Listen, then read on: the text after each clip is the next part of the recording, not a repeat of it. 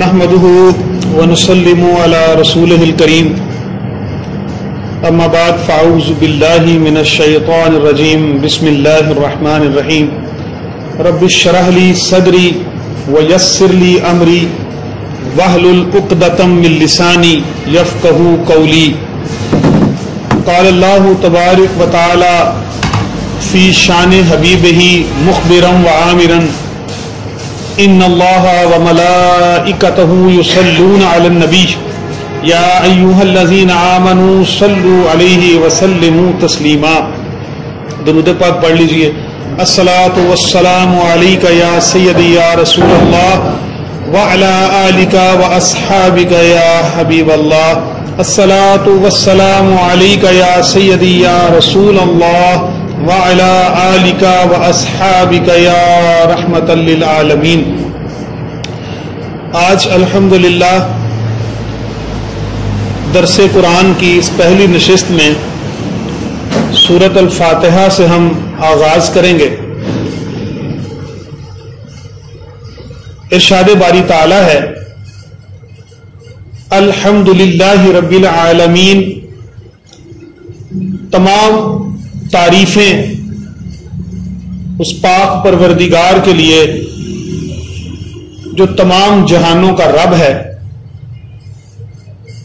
الرحمن الرحیم، وہ رحمان ہے، وہ رحیم ہے.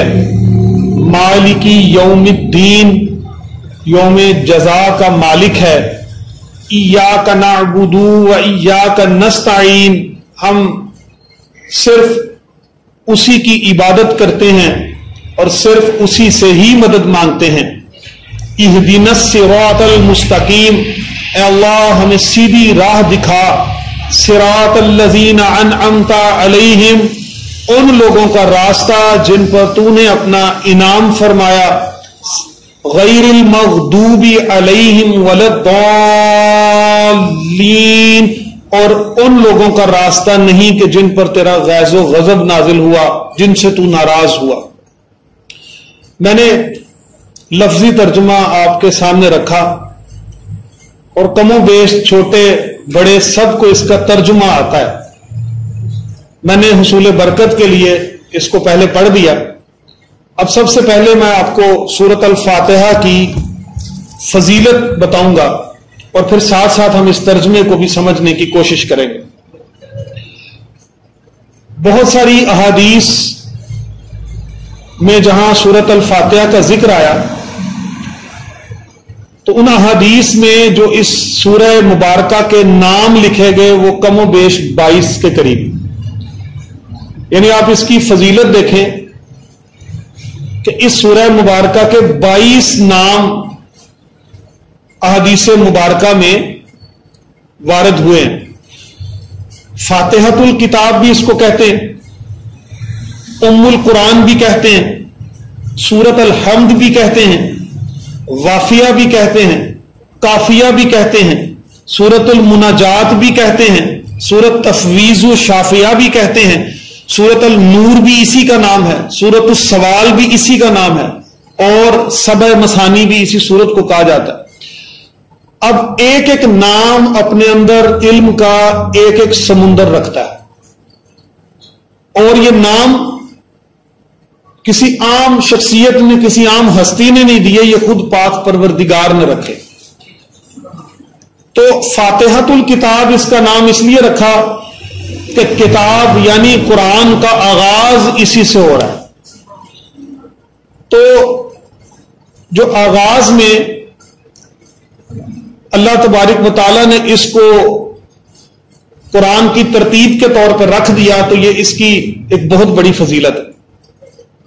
پھر اس کو ام القرآن کا نام دیا گیا، اور ام القرآن اس لیے بھی کہا کہ بے شمار احادیث ایسی ہیں کہ جس میں اللہ تبارک و تعالیٰ کہ حکم سے آقا کریم صلی اللہ علیہ وآلہ وسلم نے فرمایا لا صلاۃ لمن لم یقرأ بأم القرآن، اس ام القرآن کے بغیر کوئی نماز ہی نہیں.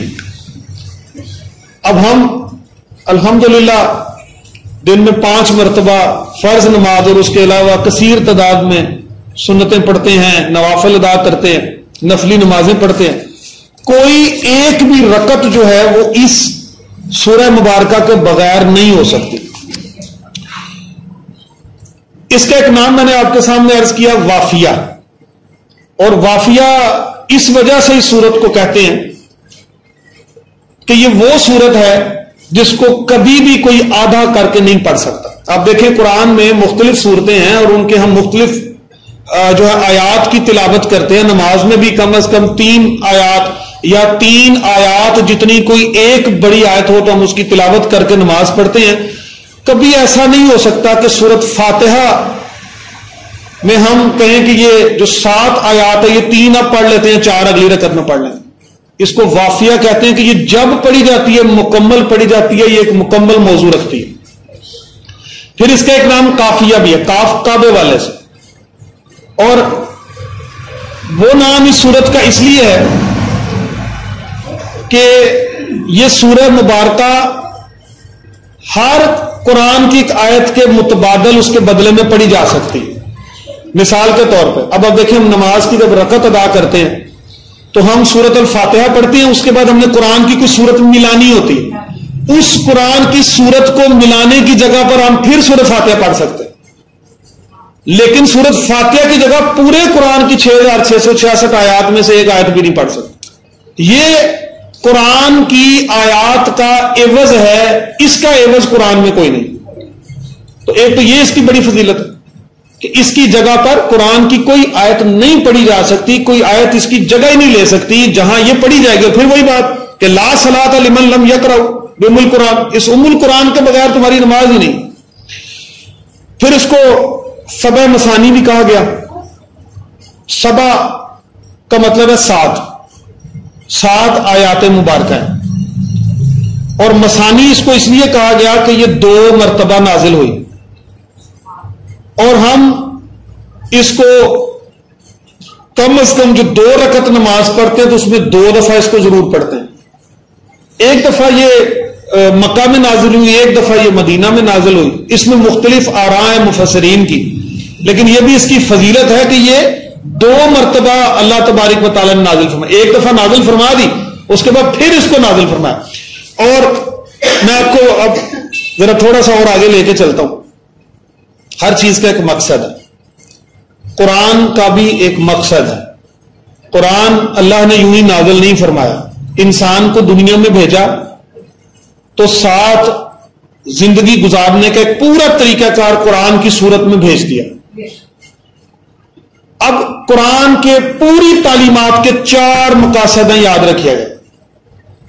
سب سے پہلا مقصد ہے الوہیت، اللہ کا اقرار کرنا، اس کی وحدانیت کا اعتراف کرنا، اس کی عظمت، بڑائی، کبریائی، بزرگی کا سرعام اقرار کرنا۔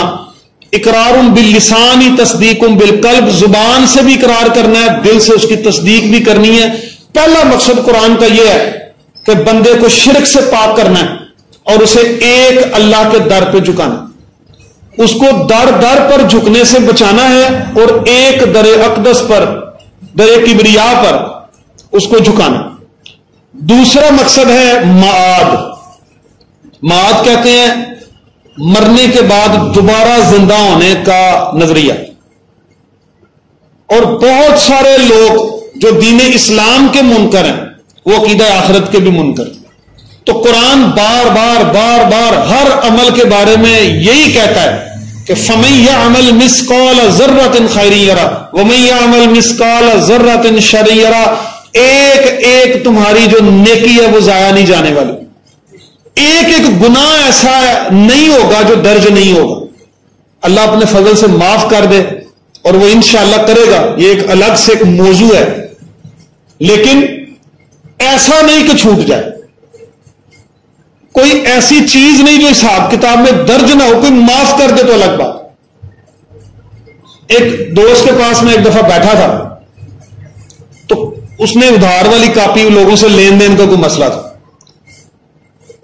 تو اب کوئی تکرار شروع ہو گئی آپس میں، اتنے دینے تھے اتنے نہیں دینے، یہ وہ اتنے لینے تھے اتنے نہیں کرنے تھے، لکھا سارا کچھ ہوا تھا۔ اس نے پکڑ کے پینسل تو ساروں پہ اس نے کیا کیا کہ وہ پینسل پھیر کے اس کو بند کر کے اس نے کہا سارا کھاتا ختم. یہ ختم اللہ اپنے فضل سے گناہوں والی کتاب کو بند کر دے تو کر دے کہ کوئی ایک گناہ چھوٹنے والا نہیں. اللہ نے فرشتے ایسے مقرر کیے ہیں، نہ سوتے ہیں نہ اونگتے ہیں، نہ انہوں نے چھٹی کر کے کہیں جانا ہے، نہ وہ تھکتے ہیں. اللہ ایک جگہ پہ ارشاد فرماتا ہے کہ اے بندے تم نیکیاں کر کر کے تو تھک جائے گا، میں تجھے ثواب دیتا نہیں تھکوں گا. تو وہ درد تو سارے ہوں گے.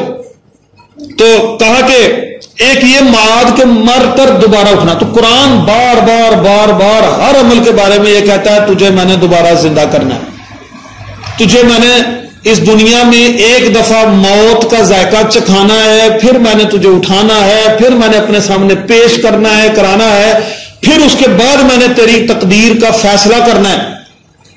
اور بلا شبہ اس کا فیصلہ رحمت بھرا فیصلہ ہے جو اس کے غیظ اور غضب پر حاوی ہے. اور اس بارے میں اللہ تعالیٰ نے امت محمدی صلی اللہ علیہ وسلم کو یہ بتا بھی دیا کہ میری رحمت کے 100 حصے ہیں اور ایک حصہ رحمت کا میں نے دنیا میں بھیجا ہے.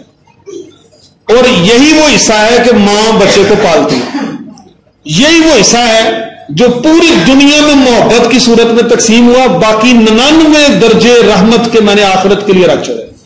یعنی اللہ کا جو غیظ اور غضب ہوگا اس پر اس کی رحمت غالب آ جائے انشاءاللہ. تو ایک مقصد کیا ہے قرآن کا؟ معاد، یعنی مر کر دوبارہ اٹھنے کا یقین ہونا. تیسری چیز ہے قضاء و قدر، یعنی ہماری تقدیر. تقدیر کا فیصلہ اٹل ہے. انسان اپنی منصوبہ بندی کرتا ہے، کوشش ضرور کرتا ہے. اللہ نے قرآن میں کہا ہے کہ تمہارے لیے وہی کچھ ہے جس کی تم کوشش کرتے ہو، لیکن ایک تقدیر ہے کہ ہوتا جو کچھ بھی ہے وہ اللہ کی رضا سے ہوتا ہے. پوری کائنات مل کر اس بندے کا نقصان نہیں کر سکتی. پوری دنیا کے جادوگر اسیب اور سحر لے کر آ جائیں، کسی کا نقصان نہیں کر سکتے. کیا وہ نجومی جو فرعون کو موسیٰ علیہ السلام کی موجودگی کے بارے میں بتاتے تھے اور اس نے ہزاروں کی تعداد میں بچوں کو قتل کیا، ہزاروں کی تعداد میں اس نے عورتوں کو قتل کیا، تو کیا وہ نجومی، ان کا علم، فرعون کی بربریت، فرعون کا وہ ظلم، اس کی وہ سپاہ، اس کا وہ لشکر، کیا موسیٰ علیہ السلام کو نقصان پہنچا سکے؟ نہیں. میرے پاک پروردگار نے چاہا موسیٰ علیہ السلام کو اسی کے گھر میں رکھ کے تو پھر اس کی تربیت فرمایا، ان کو بچایا. تو اس لیے پوری کائنات کا جادو اکٹھا ہو جائے تو تکلیف نہیں پہنچا سکتا. ہاں اگر تمہارے قسمت میں کوئی تکلیف ہے تو وہ تمہیں پہنچ کرے گی، پھر پوری دنیا تمہیں بچا نہیں سکتی. تو یہ عقیدہ رکھنا، یہ یقین، عین الیقین رکھنا کہ جو کچھ بھی ہے وہ اللہ کی مرضی سے ہے. نہ ہم اپنی مرضی سے دنیا میں آئے، نہ مرضی سے دنیا سے جائیں گے. اور درمیان والا عرصہ بھی اگر کوئی اللہ کی مرضی کے مطابق ہی گزار لے تو پھر اللہ تعالیٰ کی رحمتیں اور جنتیں اس کا انتظار کر رہی. تیسری چیز ہے نبوت. یہ سارا علم سکھانا کس نے؟ میرے آقا کریم صلی اللہ علیہ وآلہ وسلم کی محبت، ان کی شان و شوکت، ان کی عظمت اور اللہ تبارک و تعالی کی محبوبیت، اس کا اظہار کرنا. تو 4 مقصد میں نے آپ کے سامنے رکھے. یہ قرآن کے مقصد ہیں. ایک، اللہ کی وحدانیت. دوسری چیز کہ معاد، مرنے کے بعد دوبارہ زندہ ہونے کا عقیدہ پختہ ہونا. تیسری چیز کہ اپنی تقدیر پر یقین ہونا کہ تقدیر اللہ نے لکھی ہے، کسی بندے نے نہیں لکھی. کوئی بندہ کسی کا رزق بند نہیں کر سکتا، کوئی بندہ کسی کا رزق تنگ نہیں کر سکتا. واللہ خیر الرازقین، اور بے شک وہی بہترین رزق دینے والے. اور چوتھی چیز کہ نبوت، نبی پاک صلی اللہ علیہ وآلہ وسلم کی اہمیت، ان کی فضیلت. اب آپ ذرا اس صورت مبارکہ کا اندازہ لگائیں. یہ پورے قرآن کے 4 مقصد ہیں اور مختلف آیات میں نازل ہوئے ہیں. یہ صورت وہ صورت ہے جس میں چاروں کے چاروں مقصد پائے جاتے ہیں. یعنی 4 کے 4 مقصد جو پورے قرآن کے مقصد ہیں وہ صورت فاتحہ میں ہمیں ملتے ہیں. جیسے جب ہم کہتے ہیں الحمدللہ رب العالمین، تمام تعریفیں اے رب ہم نے سمیٹ کے جتنی تعریفیں ہیں وہ ساری تیری ذات اقدس کے لیے رکھ چھوڑی ہیں، ساری تعریفیں تیری. یہ اس کی الوہیت کا اقرار، اس کی بڑائی کا، اس کی عظمت کا، اس کی بزرگی کا، اس کی کبریائی کا اعتراف ہے. جب ہم کہتے ہیں کہ الرحمن الرحیم، تو بڑا رحمان ہے، تو بڑا رحیم ہے، تیری یہ دو صفتیں ایسی صفتیں ہیں جو پوری دنیا میں اگر سرایت کر جائیں اور ہر شخص کو اس کی ہر ایک خواہش کے مطابق سب کچھ بھی دے دیا جائے تو پھر بھی اس کے خزانہ رحمت میں اتنا فرق نہیں پڑتا کہ سمندر میں سوئی اگر ہم ڈبوئیں تو سوئی میں سے جو اس کو سوئی نکالیں تو اس کے نکے پہ جو پانی کی نمی لگتی، جو سمندر کو فرق نہیں پڑا اللہ کے خزانوں کو فرق نہیں پڑتا. وہ رحمان اور رحیم ہے، اس کی الوہیت کا اقرار ہے. جب ہم کہتے ہیں کہ مالک یوم الدین، اللہ تو روز جزا کا مالک ہے، تو محشر کا مالک ہے، تو داور محشر ہے، تو یہ ہم معاد پر ایمان لے کر آ رہے ہیں. ہم مرنے کے بعد دوبارہ زندہ ہونے پر ایمان لے کر آتے ہیں کہ اللہ واقعی روز جزا کا مقصد کیا کہ جب حساب کتاب نہیں ہونا، اور کیا مردوں کا، لیٹوں ہوں کا، سوئے ہوں کا حساب ہوگا؟ نہیں، جیتے جاگتوں کا، چلتے پھرتوں کا حساب ہوگا. تو لہذا یہ عقیدہ پختہ ہو جاتا ہے کہ ہم مرنے کے بعد دوبارہ اٹھائے جائیں گے، زندہ ہوں گے، اللہ کے حضور میں پیش کیے جائیں گے. اب کوئی ہندو جتنا مرضی کسی کو جلا لے، وہ راکھ کبھی گنگا میں بہا دے، کبھی جمنا میں بہا دے، کبھی آندھیوں میں اڑا دے، وہ کسی بحر اوقیانوس میں اس کو بہا دے، اللہ کی ذات نے پانی کو صرف ایک دفعہ حکم دینا کہ یہ امانت واپس کرو، اور وہ سارے کے سارے وجود اسی وجود میں اللہ کے سامنے پیش ہوں. یہ تو ان کو بہت بڑی غلط فہمی ہے کہ ہم جلا دیتے ہیں اور اسی لیے وہ جو چاہتے ہیں دنیا میں کرتے ہیں، کیونکہ ان کا عقیدہ ہے کہ ہم سے پوچھ ہی نہیں ہے. لیکن الحمدللہ ثم الحمدللہ ہم مسلمان ہیں اور ہمارا یہ عقیدہ ہے کہ ہم اللہ کے حضور پیش کیے جائیں گے اور اللہ سے اپنی ایک ایک نیکی کے اوپر اس سے وہ جزائیں لیں گے، اس سے وہ ثواب ہم لیں گے کہ جو اس وقت دنیا میں رہتے ہوئے ہمارے وہم و گمان میں بھی نہیں ہو سکتے. پھر جب ہم کہتے ہیں ایاک نعبد و ایاک نستعین، اللہ ہم تیری عبادت کرتے ہیں، ہم تجھی سے ہی تو مدد مانگتے ہیں، کوئی اور مدد کر ہی نہیں سکتا، تو ہم تقدیر پر ایمان لے کر آ رہے ہوتے ہیں کہ اللہ تو نے مدد کرنی ہے، اور جو کوئی بھی مدد کرے گا وہ اللہ کے اذن سے، اس کے حکم سے کرے گا، وہ اس کی مرضی سے کرے گا. اللہ چاہے گا تو کوئی کسی کی مدد کرے گا. اس میں ایک چیز ضرور آپ جو ہے وہ ذہن میں رکھیں، کسی سے مدد مانگنا شرک نہیں ہے. کب شرک ہوگا؟ نعوذ باللہ اگر ہم کسی کے بارے میں یہ عقیدہ رکھ لیں کہ بس اب یہی ہمیں دینے والا. ویسے تو اللہ نے قرآن میں کہا تعاون علی البر والتقوی ولا تعاون علی الاثم والعدوان، نیکی اور بھلائی کے کاموں میں ایک دوسرے کی مدد کیا کرو. اللہ نے قرآن میں کہا یا ایھا الذین آمنوا استعینوا بالصبر والصلاۃ، صبر سے، نماز سے مدد طلب کیا کرو. تو مدد اللہ کی ہی ہے، جو بھی کوئی کر رہا ہے وہ اللہ کے حکم سے کر رہا ہے. اللہ نہ چاہے گا تو کوئی نہیں کر سکتا.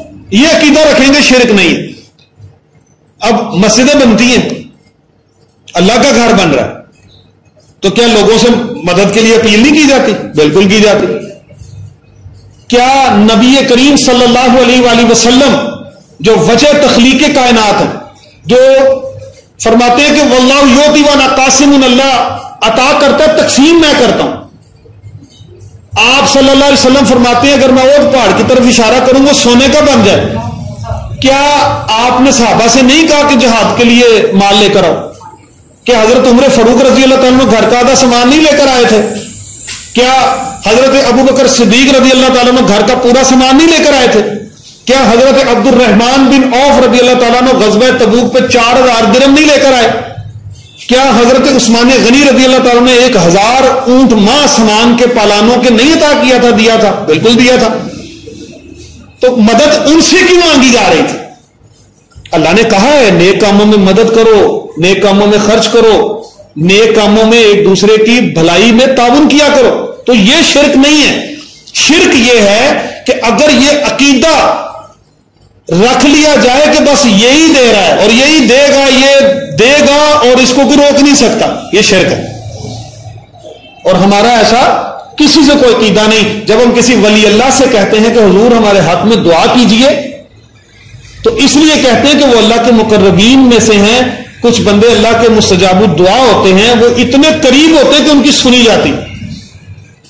تو ان سے عرض کرنا کہ آپ ہمارے حق میں دعا کر دیں، یہ شرک نہیں ہے. ہاں، ان سے یہ امید باندھ لینا کہ بیٹا یہی دے رہے ہیں، یہ شرک ہے. اس سے بچنا. اولاد یہی دینے والے ہیں، رزق یہی دینے والے نہیں، یہ اللہ سے دعا کرنے والے ہیں. ہم بھی کرتے ہیں، آپ بھی کریں. ہم گناہ گار ہیں، آپ نیکوکار ہیں. ویسے تو اللہ گناہ گاروں کی بھی سنتا ہے، لیکن نیکوکاروں کی زیادہ قریب ہو کے سنتا ہے. لہٰذا ہم اللہ والوں سے کہتے ہیں کہ آپ ہمارے لیے دعا کر دیں، یہ شرک نہیں. تو پھر ہم کہتے ہیں اہدنا الصراط المستقیم، اللہ سیدھا راہ دکھا دے. اور کون سا راہ دکھا دے؟ انعمت علیہم، جن پر تو نے اپنا انعام کیا ہوا، وہ راستہ. صراط الذین انعمت علیہم، وہ راستہ جن پر تو نے اپنا انعام کر دیا. اس کا مطلب اللہ کے کچھ انعام یافتہ لوگ ہیں. اللہ نے پہلے سے کسی کو انعام یافتہ کر دیا ہوا ہے. اللہ نے پہلے کسی کو سچا بنا دیا. اس لیے اللہ قرآن میں کہتا ہے کونوا مع الصادقین، سچوں کے ساتھ ہو جاؤ. ہم کیا سچے ہوں گے؟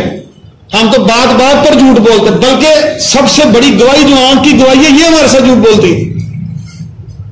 آپ دیکھ لیں شام کو چاند کو ذرا کوئی ادھر کو لے جائے، کوئی ادھر کو لے جائے، دونوں لڑ پڑے آپس میں کہ میں چاند کو ادھر لے کے جا رہا ہوں. وہ کہ نہیں، یہ تو میرے ساتھ اس طرف کو جا رہا تھا. نظر کا دھوکہ ہے. تو آنکھیں جو ہیں وہ اپنی ایک خاص وسعت تک، ایک حد تک دیکھ سکتی ہے، اس کے بعد نہیں دیکھ سکتی. کئی دفعہ آنکھوں دیکھا بھی غلط ہو جاتا. تو اس کی کیا گواہی ہوگی؟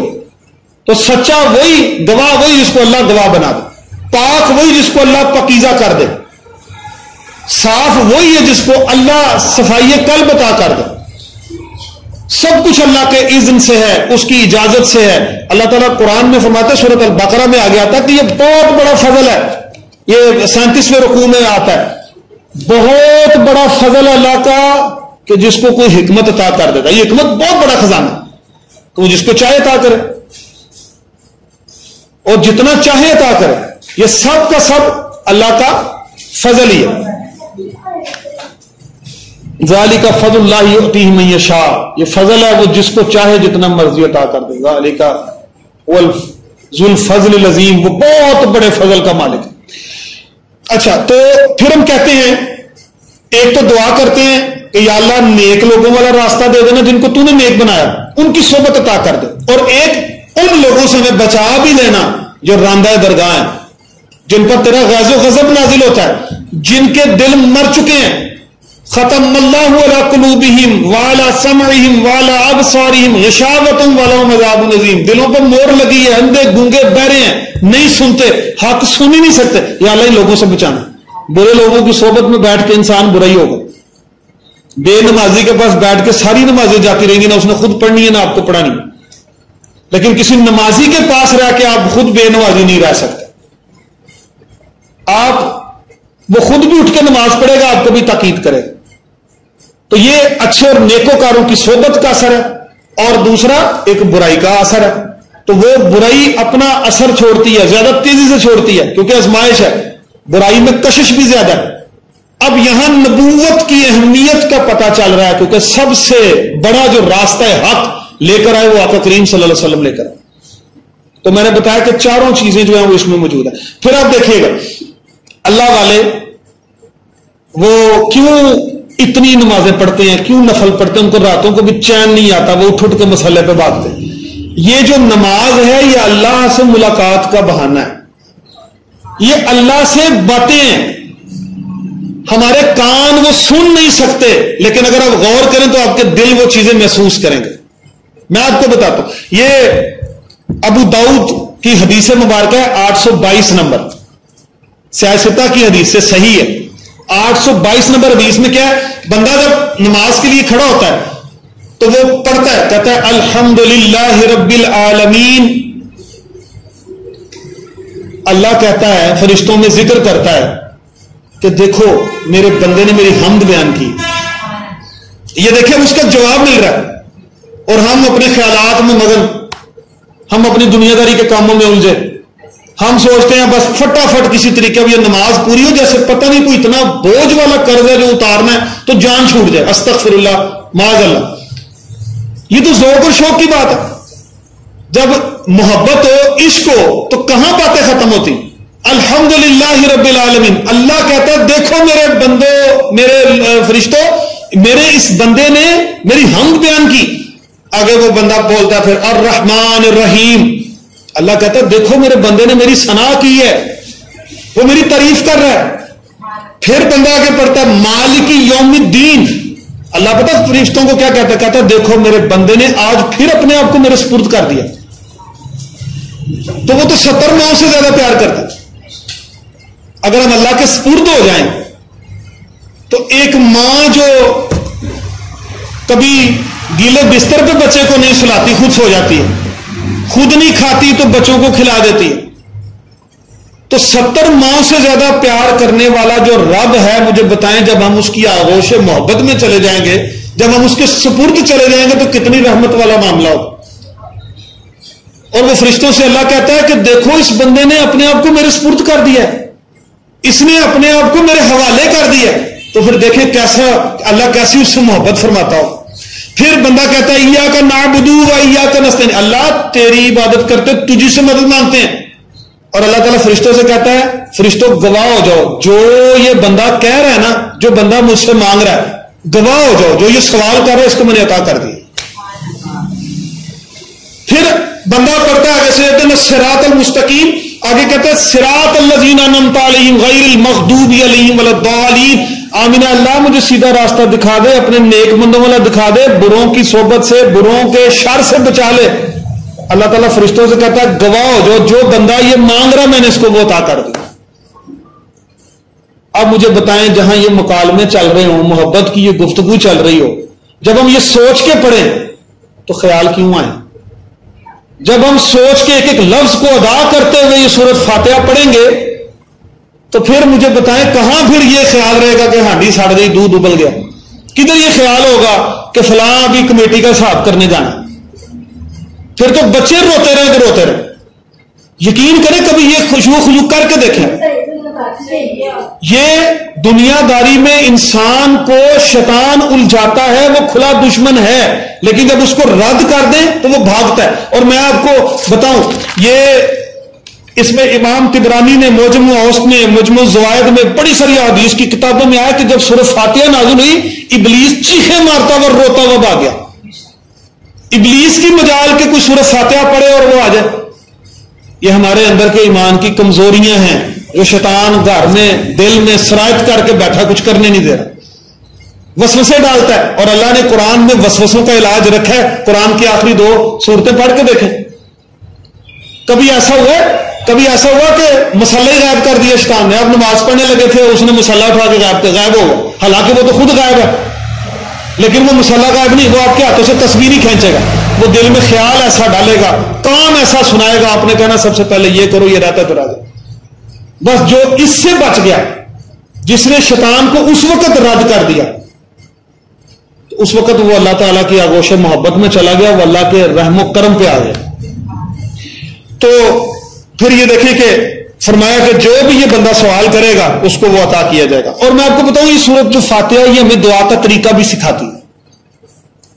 دعا مانگنے کا طریقہ کیا؟ ہاتھ اٹھا، یا اللہ دے دے، نہیں، اللہ تو پاک پروردگار ہے۔ دیکھیں نا، سب سے پہلے ہم کہتے ہیں اللہ تو سارے جہانوں کا رب ہے، اللہ تو رحمان ہے، تو رحیم ہے، تیرے علاوہ کون ہے جو دینے والا؟ پہلے تعریف کرے، اللہ تو ہی تو مالک یوم الدین ہے، کوئی اور ہو نہیں سکتا۔ اللہ تیرے سے تو مدد مانگتے ہیں، تیرے سے بڑا بھی کوئی تارا ہے کیا؟ تیرے علاوہ بھی کوئی ہے جو ہمیں دے گا؟ نہیں۔ اب یہ تعریفیں کریں ذرا پہلے، اس کے بعد پھر کہیں اهدنا الصراط المستقیم، اللہ مجھے سیدھا راستہ دکھا دے، وہ راستہ جو سیدھا جنت میں جا رہا، وہ راستہ جس میں پل صراط سے آنکھ جھپکتے ہوئے گزر جانا، وہ راستہ جس نے عرش پہ نبی پاک صلی اللہ علیہ وسلم کی کالی کملی کے سائے میں ہونا، جس نے حوض کوثر سے بھر بھر کے جام پینے ہیں، بس وہ راستہ سیدھا سیدھا دے دے۔ اللہ تو ہے ہی بڑا رحیم و کریم، تو ہے ہی بڑا رحمان رحیم، تو بڑا غفار اور ستار ہے، تو بڑا غنی اور رزاق ہے، کمی کس بات کی؟ اللہ تیرے خزانے میں کمی، اچھا جو تیرے خزانے میں نہیں وہ تو مجھے نہ دیں، تو جب ہے ہی اتنا کہ تو ساری دنیا کو بھی دے دے تو کمی نہیں، تو اللہ تو نے تو دینا، میں نے جانا ہی نہیں کسی کو، میں نے مانگنا ہی نہیں کسی اور سے۔ آپ یقین کریں پھر دیکھیں کیسے اللہ تعالیٰ کہاں کہاں سے خزانہ غیب سے بندے کی مدد کرتا۔ تو آپ پھر دیکھیں حضرت یوسف علیہ السلام کی دعا دیکھیں، اللہ کے نبی ہیں نا، انہوں نے کیا دعا کی؟ یہ سورہ یوسف کی آیت نمبر 101 میں ہے، فاطر السماوات والارض، اللہ تو ہی تو زمین و آسمان کا مالک بنانے والا، انت ولی فی الدنیا والآخرہ، دنیا آخرت میں تو ہی تو میرا ولی ہے، میرا مددگار ہے۔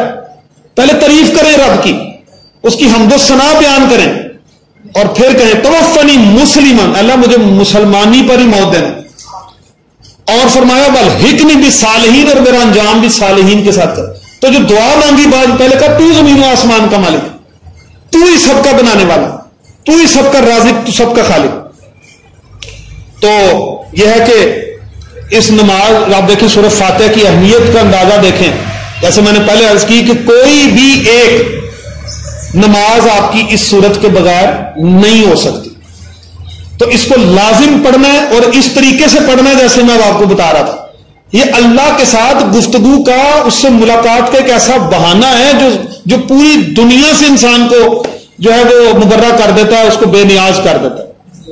اچھا، پھر بخاری شریف میں 4704 نمبر پہ ایک حدیث مبارکہ، یہ بہت ساری حدیث ہیں، ابو سعید مولی رضی اللہ تعالیٰ عنہ سے روایت، نبی پاک صلی اللہ علیہ وسلم نے ایک صحابی کو بلایا، وہ نماز پڑھ رہے تھے، تو انہوں نے نماز مکمل کی، نبی پاک صلی اللہ علیہ وسلم کی بارگاہ میں آئے، تو آپ صلی اللہ علیہ وسلم نے ارشاد فرمایا کہ آپ نے اللہ کا یہ حکم نہیں سنا کہ اللہ اور اللہ کے رسول صلی اللہ علیہ وسلم جب بلائیں حاضر ہو جاؤ؟ مطلب کیا تھا؟ نماز بھی توڑ کے میرے پاس آنا، اور نماز آقا کریم صلی اللہ علیہ وسلم کے بلانے پہ کوئی صحابی آئے تو نماز نہیں ٹوٹتی، ادھر سے نماز ذرا سے ایسے دیکھ لیا نماز گئی۔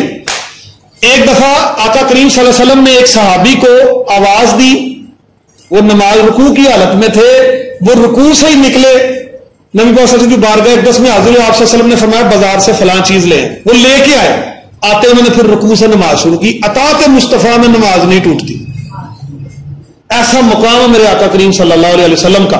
تو فرمایا کہ میرے ساتھ آئیں، اور کہا آج میں آپ کو قرآن کی عظیم ترین سورت کے بارے میں نہ بتاؤں، اور پھر آپ صلی اللہ علیہ وسلم فرمایا کہ وہ سورت فاتحہ، بار بار فرمایا وہ سورت فاتحہ۔ اور پھر ترمذی شریف میں 2875 نمبر پہ حدیث مبارکہ آئی، فرمایا یہ ایسی سورت اللہ نے نازل کی، نہ توریت میں کی، نہ زبور میں کی، نہ انجیل میں کی، نہ صحف ابراہیم میں کی، نہ صحف موسیٰ میں کی، کسی آسمانی صحائف میں، کتاب میں یہ نازل نہیں کی، یہ صرف اور صرف اللہ تعالیٰ نے قرآن میں آپ کے لیے، آپ کی امت کے لیے نازل فرمائی۔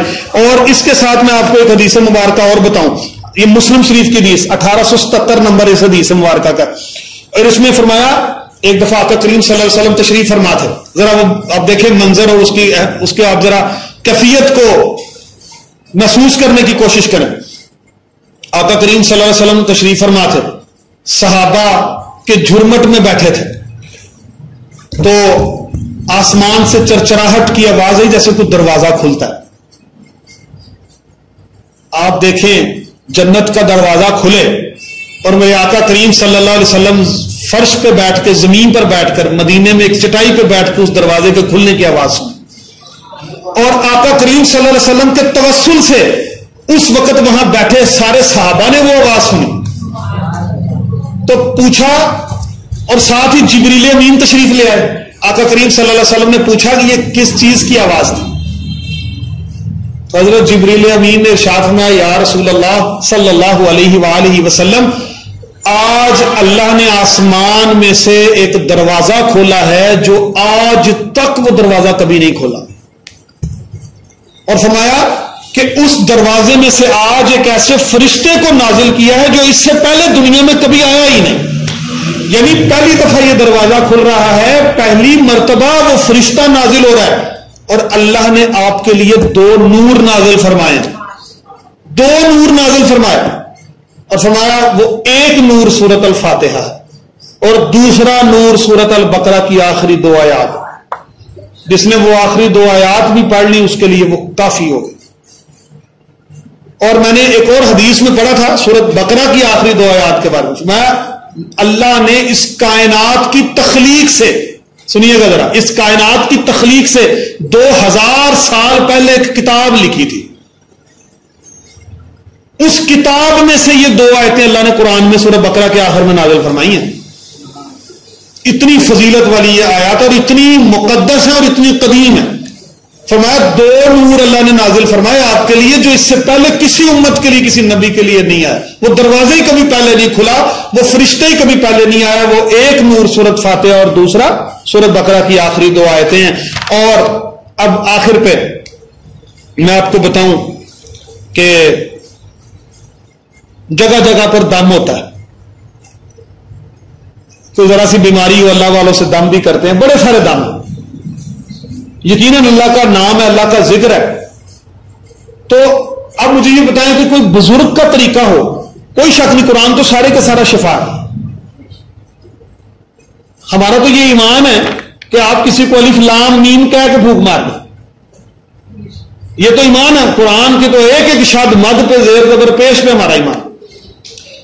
لیکن مجھے یہ بتائیں کہ کسی صوفیاء کا ورد ہو سکتا ہے، کسی اولیاء کا وظیفہ ہو سکتا ہے، کسی کی بات ہو سکتی ہے، اور کوئی نسخہ کسی حکیم کا ہو سکتا ہے، آرام آ جائے. تو مجھے بتائیں جو نسخہ طب نبوی میں نبی پاک صلی اللہ علیہ وسلم نے بتایا ہو وہ کیسا ہو، اور جو دم آقا کریم صلی اللہ علیہ وسلم نے سکھایا ہو وہ کیسا ہو. اس میں آپ دیکھیں ذرا، اس اب دم کے حوالے سے آپ ذرا دیکھیں. میں وہ حدیث کے نمبر برکت کے لیے پڑھنے لگوں. بخاری شریف میں 2276 نمبر پہ، پھر 5007 پہ، پھر 5736 نمبر پہ، پھر 5737 نمبر پہ، پھر مسلم شریف میں آ جائیں، یعنی سیاہ ستہ میں متفق علیہ حدیث مبارکہ. مسلم شریف میں 5733 پہ، پھر 5735 پہ، پھر ترمذی شریف میں 2063 2064 پہ یہی حدیث آئی جو میں بھی بتانے لگا. پھر ابن ماجہ میں 2156 پہ بھی یہی حدیث آئی. صحابہ کی ایک جماعت باہر سفر پہ گئی ہوئی تھی، تو ایک جگہ پہ انہوں نے ایک بستی میں نا وقت گزارنے کے لیے مہلت مانگی. انہوں نے کہا رات گزارنے تھے، انہوں نے اجازت نہیں دی. تو آپ نے کیا کیا، اس بستی کے باہر ہی خیمے شامے لگا کے وہاں پڑاؤ ڈال لیا صحابہ کرام نے. خدا کا کرنا یہ ہوا کہ اسی بستی کے سردار کو بچھو نے کاٹ لیا. اب انہوں نے اپنے جتنے ٹوٹکے تھے، جو کچھ بھی وہ علاج کر سکتے تھے انہوں نے کیا، لیکن اس کو شفا نہیں ہوئی. تو ان کو کسی نے بتایا کہ یہ جو جماعت آئی ہے یہ رسول اللہ صلی اللہ علیہ وسلم کے پاس سے آئی، یہ صحابہ کی جماعت ہے. اچھا وہ پتا ان کو چلا، یا وہ اس وقت وہ مانتے بھی نہیں تھے. خیر وہ باہر آ کے تو ان کے جہاں انہوں نے پڑاؤ کیا تھا نا صحابہ کرام رضوان اللہ تعالی علیہ مجمعین نے، تو ان کے پاس آئے اور آ کے کہا کہ آپ میں سے کوئی ایسا ہے جو علاج کر سکے. تو ایک صحابی کہنے لگے، یہ ابو سعید خدری رضی اللہ تعالیٰ عنہ سے بھی روایت ہے، بڑے جلیل القدر صحابی ہیں اور بڑی دیر تک بھی آپ جو ہیں وہ حیات رہے. آخری جو صحابہ دنیا سے انتقال کر رہے تھے ان میں حضرت ابو سعید خدری رضی اللہ تعالیٰ عنہ کا شمار ہوتا. تو آپ یہ روایت کرتے ہیں، آپ نے وہ ایک صحابی کہنے لگے میں چلتا ہوں. وہ گئے، جا کے دم کیا، دم کر کے تو اسے شفا ہو گئی. وہ جو درد سے کرا رہا تھا، تکلیف سے مر رہا تھا، اٹھ کے چلنا پھرنا اور دوڑنا شروع ہو گیا. اچھا وہ واپس آئے تو پوچھا، صحابہ نے پوچھا آپ نے کیا دم کیا، آپ نے کیا دم کیا؟ تو انہوں نے کہا میں نے تو اور کچھ نہیں، میں نے تو صرف الفاتح کتاب پڑھی ہے، میں نے تو صرف فاتح پڑھی ہے. اچھا اس دوران میں ایک بات جو میں تھوڑی بیچ میں چھوڑ گیا کہ انہوں نے رہنے نہیں دیا تھا نا رات کو. تو صحابہ نے بھی پھر نا جب بات ہوئی نا دم کی، تو انہوں نے کہا اب ہم اس کی اجرت لیں گے، دم کی اجرت بھی جائز ہے، ہم اس کی اجرت لیں گے. وہ ابھی قبیلے کا سردار تھا وہ جس کو بچھو نے کاٹا تھا، وہ کرتے کراتے کچھ حدیث میں اجرت کا ذکر آیا، کچھ میں پھر واضح بیان آ گیا کہ 30 بکریوں پر معاملہ طے ہوا.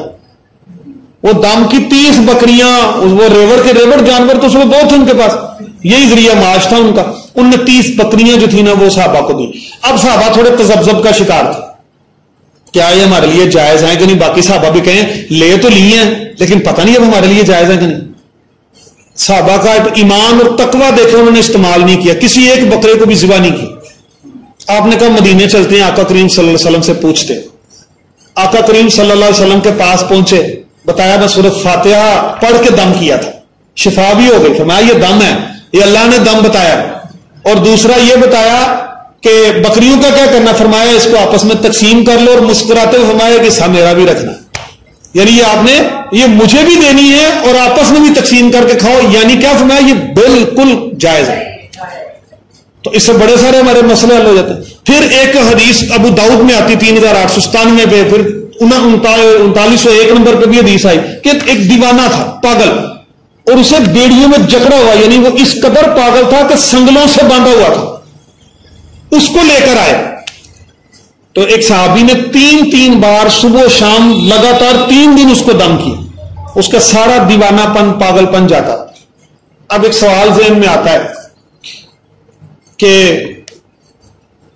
اگر ہم دم کرتے ہیں تو ہمیں آرام کیوں نہیں آتا؟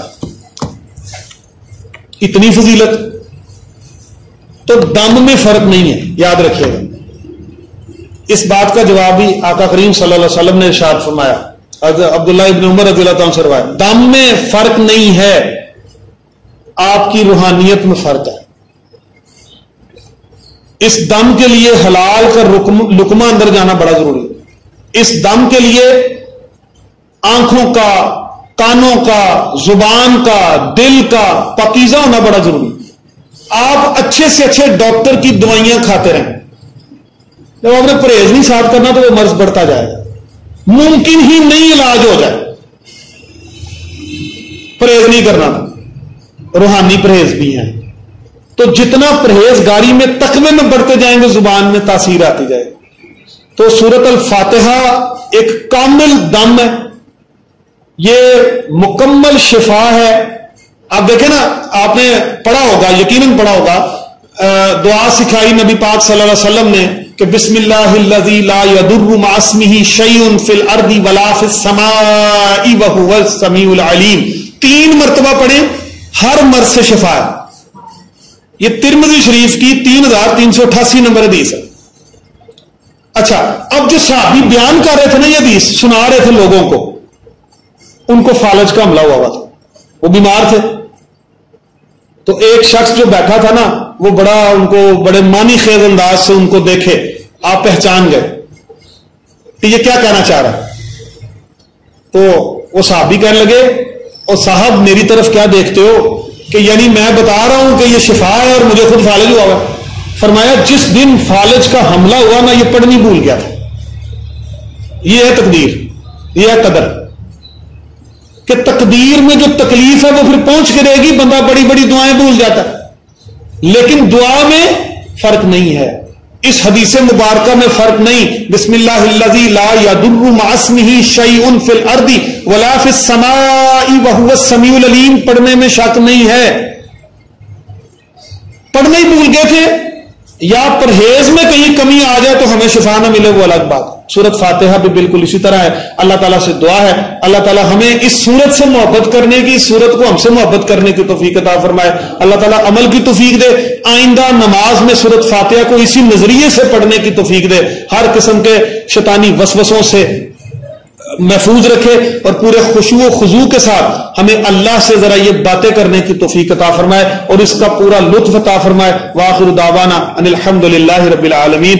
اللہم صلی علی سیدنا و مولانا محمد بعدد کل ذرۃ مئات الف الف مرۃ وبارک وسلم وصلی علیہ۔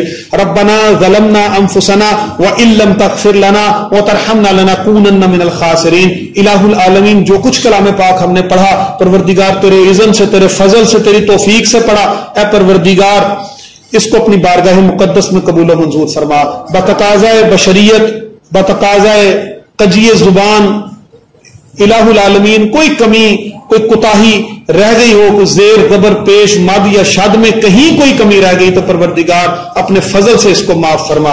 الہ العالمین اس کا ثواب آقا کریم صلی اللہ علیہ وآلہ وسلم کی بارگاہ اقدس میں ہدیتاً، عقیدتاً، تحفتاً، نذرانتاً پیش کرتے ہیں، قبول و منظور فرما۔ آقا کریم صلی اللہ علیہ وآلہ وسلم کے طفیل اس کا ثواب تمام انبیاء علیہ السلام کی پاک روحوں کو حصول برکت کے لیے پیش کرتے ہیں، قبول فرما۔ نبی مکرم شفیع معظم صلی اللہ علیہ وآلہ وسلم کے والدین کریمین طیبین طاہرین، تمام ازواج مطہرات، آپ کی تمام اولاد پاک اور تمام صحابہ و صحابیات رضوان اللہ تعالی علیہ مجمعین کی روحوں کو پیش کرتے ہیں، قبول فرما۔ الہ العالمین ان تمام پاک نیک نفوس کے وسیلہ جمیلہ سے یا اللہ اس کا ثواب تمام اولیاء اکرام، عزام، مشائخین، محدثین، محققین، مفسرین، مجتہدین اور تمام سلاسل کے بزرگان دین کی روحوں کو پیش کرتے ہیں، قبول فرما۔ الہ العالمین ان سب کی برکتوں کو اکٹھا کرتے ہوئے الہ العالمین اس کا ثواب بالخصوص ہم سب کے جتنے عزیز و اقربا دور و نزدیک سے اس دنیا فانی سے کوچ کر چکے ہیں ان کی روحوں کو ارسال کرتے ہیں، قبول فرما۔ ہمارے پڑھنے سے نہیں، اپنے فضل سے ان کی کامل بخشش و مغفرت فرما۔ الہ العالمین ان سب کے صغیرہ کبیرہ گناہوں کو معاف فرما، ان کے درجات بلند فرما، اپنی آغوش رحمت میں اور جوار رحمت میں جگہ عطا فرما۔ الہ العالمین ان کی ایک ایک نیکی کے بدلے یا اللہ انہیں جنت عطا فرما، جنت کے درجے عطا فرما۔ الہ العالمین تمام سیئات کو نامہ اعمال سے مٹا دے، حسنات کو قبول فرما۔ الہ العالمین نبی پاک صلی اللہ علیہ وآلہ وسلم کی معیت میں، آقا کریم صلی اللہ علیہ وآلہ وسلم کی سربراہی میں یا اللہ سب کو جنت الفردوس میں جانے کی توفیق عطا فرما۔ الہ العالمین ہم سب پر بھی اپنا خاص فضل و کرم نازل فرما۔ الہ العالمین ہمارے صغیرہ کبیرہ، قصدن سہون، ارادتن غیر ارادتن، شعوری لا شعوری، تحت شعوری اور دن کے اجالوں میں کیے، رات کے اندھیروں میں کیے وہ گناہ جو کر کے بھول گئے، وہ گناہ جو اب بھی یاد ہیں اور اس پر ہم شرمندہ اور نادم ہیں، الہ العالمین ان سب سے ہم معافی کے طلبگار ہیں، یا اللہ ہمیں معاف فرما۔ الہ العالمین ہمیں معاف فرما، یا اللہ تمام صغیرہ کبیرہ گناہوں کو معاف فرما، ہماری نیکیوں کو قبول و منظور فرما، ہمارے سجدوں میں خشوع و خضوع عطا فرما، ہمارے قیام میں برکتیں عطا فرما۔